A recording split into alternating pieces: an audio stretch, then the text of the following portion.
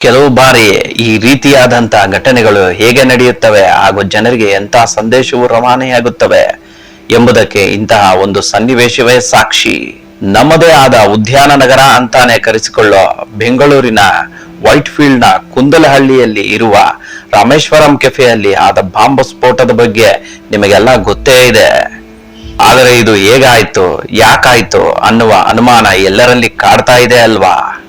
ಈ ಲಘು ಸ್ಫೋಟ 2 ಬಾರಿ ಸಂಭವಿಸಿದೆ, ಅದು ಮಧ್ಯಾಹ್ನದ 12:55ಕ್ಕೆ. ಆದರೆ ಸ್ನೇಹಿತರೆ, ಇಲ್ಲಿ ಯಾವುದೇ ಸಾವು ಸಂಭವಿಸಿಲ್ಲ. ಈ ಸ್ಫೋಟ ಕೆಫೆಯ ಒಳಗಡೆನೇ ಆಗಿದೆ. ಈ ಸ್ಫೋಟಕ್ಕೆ ಅಲ್ಲಿರುವ ಜನಕ್ಕೆ ಏನೂ ತೋಚದೆ ಗಾಬರಿಗೊಂಡು ಅಲ್ಲಿ ಓಡತೊಡಗುತ್ತಾರೆ. ಆದರೆ ಈ ಚಿಕ್ಕ ಸ್ಫೋಟ ಆದರೂ ಸಹ ಅಲ್ಲಿರುವ ಸುಮಾರು 9 ಜನ ತೀವ್ರವಾಗಿ ಗಾಯಗೊಳ್ತಾರೆ. ಅದರಲ್ಲಿ ಒಬ್ಬ ಮಹಿಳೆಗೆ ತೀವ್ರವಾಗಿ ಅವರ ಸ್ಥಿತಿ ಗಂಭೀರ ಕೂಡ ಆಗಿದೆ. ಈ ಸ್ಫೋಟ ಆದ ತಕ್ಷಣ ಅಲ್ಲಿರುವ ಜನ ಆಗಿರಬಹುದು ಅಥವಾ ಹೊರಗಡೆ ಇದ್ದ ಜನ ಯಾವುದೋ ಸಿಲಿಂಡರೇ ಸ್ಫೋಟಿಸಿದೆ ಅಂತ ಮೊದಲಿಗೆ ತಿಳಿತಾರೆ.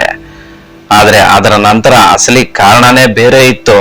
ಆದರೆ ಆಮೇಲೆ ಗೊತ್ತಾಗಿದ್ದು ಈ ಸ್ಫೋಟ ಆಗಿರೋದು ಸಿಲಿಂಡರ್ ನಿಂದಲ್ಲ. ಆ ಹೋಟೆಲ್ ನ ಒಳಗಡೆ ಇರುವ ಸಿಸಿಟಿವಿನ ಫುಟೇಜ್ ನ ಸರಿಯಾದ ದೃಶ್ಯವನ್ನ ಪೊಲೀಸ್ ಅಧಿಕಾರಿಗಳು ನೋಡಿ ದಿಗ್ಭ್ರಮೆಗೊಳ್ತಾರೆ. ಮಾಲೀಕರಿಗೆ ಏನೂ ತೋಚೋದಿಲ್ಲ.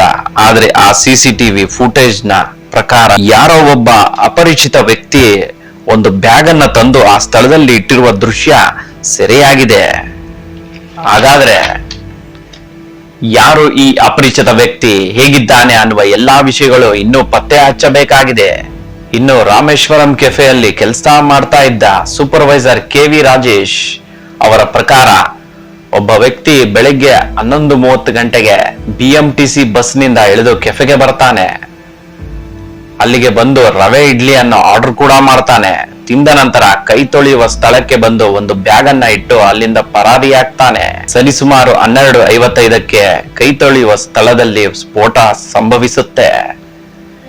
ಇನ್ನು ಈ ಕೇಸ್ CCBಗೆ ಒಪ್ಪಿಸಲಾಗಿದೆ.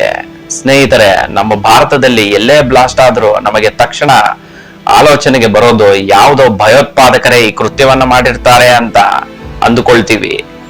ಇದ್ರೂ ಇರಬಹುದು, ಇಲ್ಲದೆಯೂ ಇರಬಹುದು. ಈ ಸ್ಫೋಟಕ್ಕೆ ಬಳಸಿದ್ದ ನೆಟ್ ಶೆಲ್ ಬೋಲ್ಟ್ ಸೀಸ್ ಕೂಡ ಆಗಿದೆ. ಹಾಗಾದ್ರೆ ಈ ನೆಟ್ ಶೆಲ್ ಬೋಲ್ಟ್ ನಿಂದ ಸಿಕ್ಕಿರುವ ಕ್ಲೂಗಳಿಂದ ಆ ವ್ಯಕ್ತಿಯನ್ನ ಪತ್ತೆ ಹಚ್ಚುವುದರಲ್ಲಿ ನಮ್ಮ CCBಯು ಯಶಸ್ವಿ ಆಗ್ತಾರಾ? ನಿಮಗೇನ್ ಅನ್ಸುತ್ತೆ ಅಂತ ನನ್ನ ಕಮೆಂಟ್ ಬಾಕ್ಸ್ ನಲ್ಲಿ ತಿಳಿಸಿ.